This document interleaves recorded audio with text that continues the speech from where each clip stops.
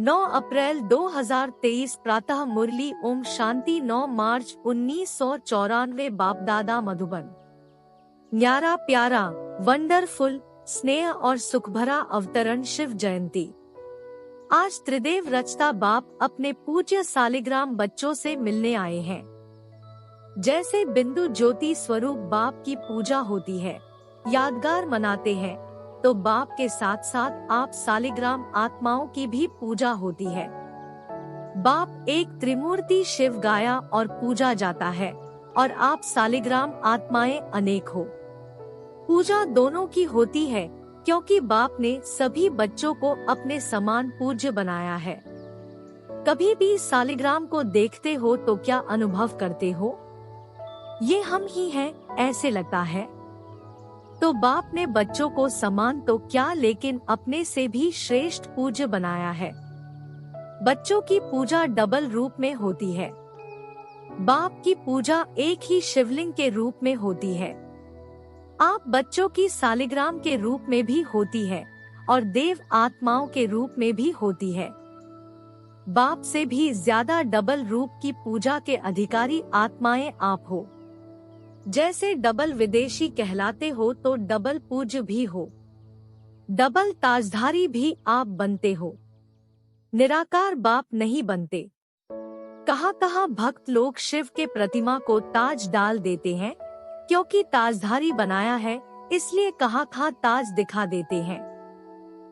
लेकिन बाप कभी भी रत्न जड़ित सोने चांदी के ताजधारी नहीं बनते, क्योंकि ताज धारण होता है प्रैक्टिकल में, मस्तक में। तो निराकार बाप को मस्तक है क्या? शरीर ही नहीं है तो ताज क्या धारण करेंगे?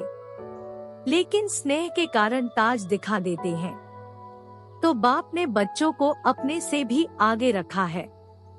इतनी खुशी और इतनी श्रेष्ठ स्मृति रहती है। बाप दादा को अपनी जयंती मनाने की खुशी नहीं है, लेकिन आप सबकी भी जयंती है, इसलिए बच्चों के जयंती की खुशी है, क्योंकि बाप अकेला कुछ नहीं कर सकता और आप भी अकेले कुछ नहीं कर सकते। चाहे कहीं कोई बच्चों को थोड़ा आ जाता है कि मैं ही करने वाला हूँ, लेकिन सिवाय बाप के सफलता नहीं मिलती। तो न बाप अकेला कुछ कर सकता, न बच्चे अकेले कुछ कर सकते हैं। अगर बाप बच्चों से मिलन मनाने भी साकार में चाहे व आकार में भी चाहे तो ब्रह्मा का आधार लेना ही पड़ता है। ब्रह्मा के बिना भी कुछ कर नहीं सकता। माध्यम के बिना साकार मिलन नहीं मना सकता। तो कितना प्यार बाप का बच्चों से है और बच्चों का बाप से है। एक दो के बिना कुछ नहीं कर सकते। अगर बाप को किनारा किया, साथ नहीं रखा तो अकेले कुछ कर सकते हो? बाप कर सकता है, बाप भी नहीं कर सकता। तो ये बाप और बच्चों का साथ साथ दिव्य जन्म लेना, साथ साथ विश्व परिवर्तन करना और साथ साथ अपने स्वीट होम में जाना, ये ड्रामा की अविनाशी नूंद है। इसको कोई बदल नहीं सकता। तो यह नूंद अच्छी है ना, प्यारी लगती है ना? तो आज सब बाप का बर्थडे मनाने आए हो या अपना? बाप कहेंगे आपका और बच्चे बाप को कहेंगे कि आपका। ये दिव्य अवतरण जिसको शिव जयंती व शिवरात्रि कहते हैं, कितना आत्माओं के लिए स्नेह भरा सुख भरा अवतरण है। सतयुग में भी ऐसा बर्थडे नहीं मनाएंगे। आत्माओं का बर्थडे मनाएंगी, लेकिन इस समय आत्माएं परम आत्मा का बर्थडे मनाती है। सारे कल्प में ऐसा न्यारा और प्यारा वंडरफुल बर्थडे जो एक ही समय पर बाप का भी हो और बच्चों का भी हो, ऐसा कभी होता है क्या? अगर तारीख एक भी होगी तो वर्ष का या मास का या डेट का अंतर होगा। लेकिन ये अवतरण दिवस कितना वंडरफुल है जो बाप और बच्चों का साथ साथ है। इस यादगार दिवस पर विशेष भक्त लोग भी दो विशेषताओं से ये दिवस मनाते हैं। दो विशेषताएं कौन सी हैं? एक विशेष व्रत धारण करते हैं और दूसरा स्वयं को समर्पित न करते हुए और किसी को बलि चढ़ाते हैं। तो बलि चढ़ाना और व्रत धारण करना, ये दोनों विशेषता इस दिवस की है। अनेक प्रकार के व्रत धारण करते हैं, चाहे कोई भोजन का करते हैं, कोई जागरण का करते हैं, कोई दूर दूर से पैदल करते हुए चलने का करते, कितना भी थक जाएं लेकिन व्रत अपना पूरा करते हैं।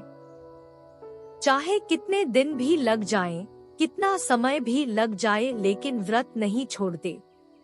तो यह यादगार किससे कॉपी की? आपका है ब्राह्मण जीवन का व्रत और भक्तों का है एक दिन का व्रत। आपने भी जब ब्राह्मण जन्म व दिव्य बर्थ लिया तो क्या व्रत लिया? सदा अज्ञान नींद से जागरण का व्रत लिया, ना कि थोड़ा थोड़ा नींद करेंगे यह व्रत लिया, व थोड़े थोड़े झुटके खा लेंगे ऐसे तो नहीं किया। तो आप सभी ने भी शिव जयंती व दिव्य बर्थडे पर जागरण का व्रत लिया, इसलिए भक्त भी यादगार रूप में जागरण करते हैं। और आप सबने भी शुद्ध भोजन का व्रत लिया, इसलिए भक्त लोग भी कुछ भी हो जाए, चाहे बीमार भी हो जाते हैं, तो भी अन्न के व्रत को तोड़ेंगे नहीं। तो आप सब भी कोई भी मन के आगे, तन के आगे परिस्थितियां आ जाए तो व्रत तोड़ते हो क्या? कभी कुछ मिक्स खा लिया ऐसे करते हो क्या? कोई देखता तो है नहीं, चलो खा लिया। अपना नियम पक्का रखते हो ना कि कच्चे हो? कभी कभी देख कर के थोड़ी दिल होती है। एक ही जैसा खाना खाते खाते कभी दूसरा भी खाने की दिल होती है। अच्छा, इसमें अमेरिका, ऑस्ट्रेलिया, यूरोप, एशिया व रशिया सभी पक्के हो ना, या थोड़ा थोड़ा कच्चे हो? तो डबल विदेशी सभी पास हो गए, और भारत वाले तो पास है ही ना। भारत वालों को फिर भी सहज है, डबल विदेशियों को इसमें डबल मेहनत भी है, लेकिन पास हो इसकी मुबारक। तो एक बर्थडे की मुबारक, दूसरी पास होने की मुबारक, और तीसरी कभी भी हलचल में न आए, सदा अचल रहना, इसमें पास हो। इसमें कह देते हैं क्या करें समटाइम। आज बाप दादा ने डबल विदेशियों के लिए बहुत रमणीक भाषा इमर्ज की, क्योंकि डबल विदेशी एंजॉय ज्यादा पसंद करते हैं ना। कुछ होना चाहिए, कुछ एंजॉय हो, ऐसे शांत शांत क्या रहें। तो बाप दादा शिवरात्रि पर इन शब्दों का सभी से दृढ़ व्रत कराते हैं। व्रत लेने के लिए तैयार हो, या जब सुनेंगे तब कहेंगे कि ये तो थोड़ा थोड़ा मुश्किल है। पहले तो मुश्किल शब्द संकल्प में भी नहीं लाएंगे, यह व्रत लेने के लिए तैयार हो। तो बाप दादा ने देखा कि जब तक संकल्प में दृढ़ता नहीं तब तक सफलता नहीं होती। संकल्प होता है लेकिन दृढ़ नहीं होता तो कमजोरी आती है। बहुत करके कमजोरी के यही शब्द कहते हैं कि क्या करें। वाट, तो अभी वाट नहीं कहना, लेकिन वाट के बजाय क्या कहेंगे? फ्लाई, उड़ना। तो जब भी वाट शब्द आए तो ब्राह्मण डिक्शनरी में वाट के बजाय फ्लाई शब्द है। दूसरा शब्द क्या बोलते हो? भाई। क्यों? तो भाई को क्या करेंगे? Bye bye. सदा के लिए बाय बाय करेंगे या थोड़े टाइम के लिए? और तीसरा शब्द क्या बोलते हैं? हाउ। तो हाउ कैसे? नहीं, नो ऐसे। जानते हैं कैसे? नहीं, नो अर्थात जानने वाले। जब त्रिकालदर्शी बन जाएंगे, जानने वाले बन जाएंगे, तो फिर हाउ कहेंगे क्या? हाउ कहना माना हौवा आना। तो हौवा अच्छा लगता है क्या? इसीलिए यही शब्द है जो कमजोरी लाते हैं। यही शब्द है जो व्यर्थ संकल्प का गेट खोलते हैं। सोचो, जब भी व्यर्थ संकल्पों की क्यों लगती है तो किस शब्द से लगती है? इन्हीं शब्दों से लगती है ना। या क्यों होगा, या क्या वा कैसे होगा, ये कैसे हुआ, ये कैसे कहा, ये क्यों कहा, अब क्या करें, कैसे करें। तो कमजोरी के या व्यर्थ संकल्पों के गेट ये शब्द हैं। इसको डिक्शनरी में चेंज कर दो, फिर क्या होगा? आप भी चेंज हो जाएंगे ना। तो भक्त लोग आपको ही कॉपी कर रहे हैं। आपकी बेहद की बात है, और उन्होंने हद के रूप में यादगार रखा है। तो यह दृढ़ व्रत रखना यही शिव जयंती व शिवरात्रि मनाना है। मनाना अर्थात बनना। ऐसे नहीं सिर्फ केक काट लिया, लाइट जला ली, दीपक जला लिया तो ये मनाना नहीं। ये मनोरंजन भी आवश्यक है, लेकिन इसके साथ साथ कुछ काटना है और कुछ जलाना भी है। एक तरफ दीपक व मोमबत्ती जलाते हो, दूसरा केक काटते हो, तीसरा झंडा लहराते हो, चौथा गीत गाते हो, पांचवा डांस भी करते हो। और क्या करते हो? मीठा बांटते और खाते हो। तो अभी ये 6 बातें ही करनी पड़ेंगी। पहले तो दृढ़ संकल्प का अपने मन में दीप जलाओ कि अब से दृढ़ता द्वारा सफलता को पाना ही है। देखेंगे, पता नहीं, नहीं होना ही है, करना ही है, ये शब्द नहीं है। और दूसरा केक कौन सा काटेंगे? केक पूरा नहीं खाया जाता, काट कर खाया जाता है। तो क्या करेंगे? जो भी संपन्न बनने में या संपूर्ण बनने में कोई भी संकल्प मात्र भी रुकावट हो उसको अब से काट लो, खत्म। और जो कमजोरी हो उसके बजाय शक्ति धारण करने का केक मुख में डालो। पहले काटो फिर मुख में खाओ। समझा? झंडा कौन सा लहराएंगे? ये तो यादगार के रूप से झंडा लहराते हैं, लेकिन अपने दिल में बाप को हर संकल्प, बोल और कर्म द्वारा सदा प्रत्यक्ष करने का झंडा दिल में लहराओ। कोई भी संकल्प, बोल और कर्म ऐसा नहीं हो जो बाप को प्रत्यक्ष करने का नहीं हो, क्योंकि सबके दिल में बाप के स्नेह के कारण यही संकल्प है कि बाप को प्रत्यक्ष करना है। तो कैसे करेंगे? सदा अपने संकल्प, बोल और कर्म द्वारा दिल में प्रत्यक्ष करने का झंडा लहराओ और सदा खुश रहने की डांस करते रहो। कभी खुश, कभी उदास यह नहीं। जब उदास होते हो तो उस समय भी अपना एक फोटो निकालो, और जब खुश होते हो तो भी फोटो निकालो। फिर दोनों फोटो साथ रखो। फिर देखो अच्छा क्या है, मैं ये हूँ या वो हूँ। तो सदा हर्षित रहने का, खुश रहने का डांस करो। कुछ भी हो जाए, कोई कितना भी खुशी चुराने की कोशिश करे, क्योंकि माया किसी के द्वारा ही तो कराएगी ना। कुछ भी हो जाए, कितना भी कोई किसी भी प्रकार से खुशी कम करने या खुशी गुम करने का प्रयत्न करे, लेकिन जब तक जीना है तब तक खुश रहना है। यह पक्का व्रत लिया है ना? क्या नहीं कर सकते हो? विल पावर्स है ना? तो जिसके पास विल पावर्स है वो क्या नहीं कर सकता? अगर आप मास्टर सर्वशक्तिमान नहीं कर सकेंगे तो और कौन करेगा?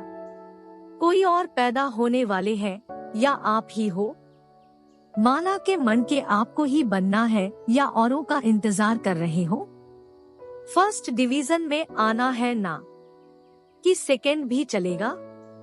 तो यह दृढ़ संकल्प अर्थात व्रत लो कि जब तक जीना है तब तक खुश रहना है, और जो खुश रहेगा वो खुशी की मिठाई बांटता रहेगा। उस मिठाई से तो सिर्फ मुख मीठा होता है और इससे मन, तन, दिल सब खुश हो जाते हैं। तो यह मीठा बांटना है। और गीत सदा क्या गाते हो? मीठा बाबा, प्यारा बाबा, मेरा बाबा, यही गीत गाते हो ना।